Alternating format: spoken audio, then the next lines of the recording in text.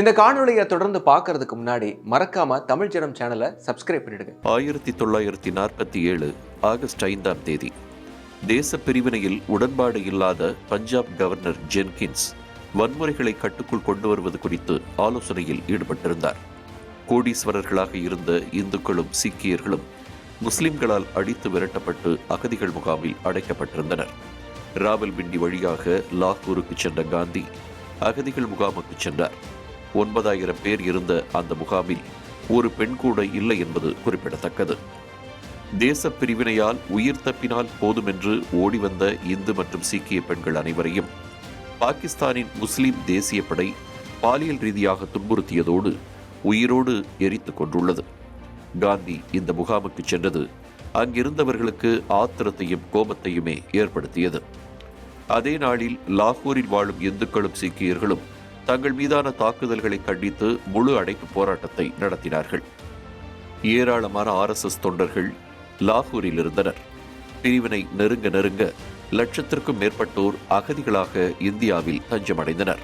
இந்நிலையில் லாகூரில் இருந்து 1200 கிலோமீட்டர் தொலைவில் இருந்த சிந்து மாகாணத்திற்கு வந்த ஸ்ரீ குருஜியை ஏராளமான RSS தொண்டர்கள் விமான நிலையத்தில் வரவேற்றனர்.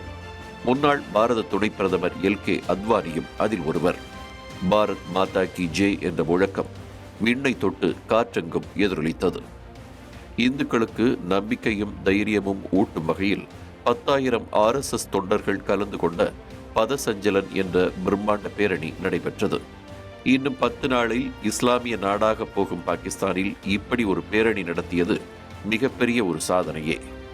குருஜியும் சிந்து மக்களின் குருவான மாகாண சாது வாஸ்வானியும் பங்கேற்ற பொதுக்கூட்டமும் நடைபெற்றது.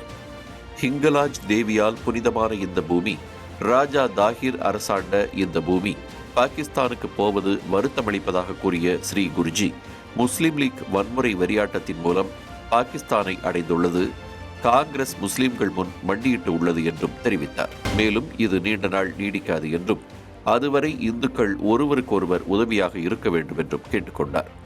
ஸ்ரீ குருஜியின் வார்த்தைகள் அங்கிருந்த இந்துக்களுக்கும் சீக்கியர்களுக்கும் புதிய தெம்பை கொடுத்தது.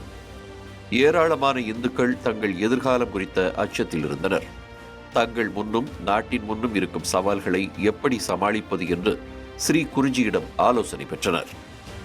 அதே நேரம் டெல்லியில் இந்தியாவின் பிரதமரான பின் வைஸ்ராய் மாளிகையில் தங்கிக் கொள்ளலாமா, நாட்டின் ஆடிட்டர் ஜெனரலாக இருந்த சர் பிட்டி முன்ரோவே தொடரலாமா என மவுண்ட் பேட்டனுக்கு கடிதம் எழுதி கொண்டிருந்தார் நேரு.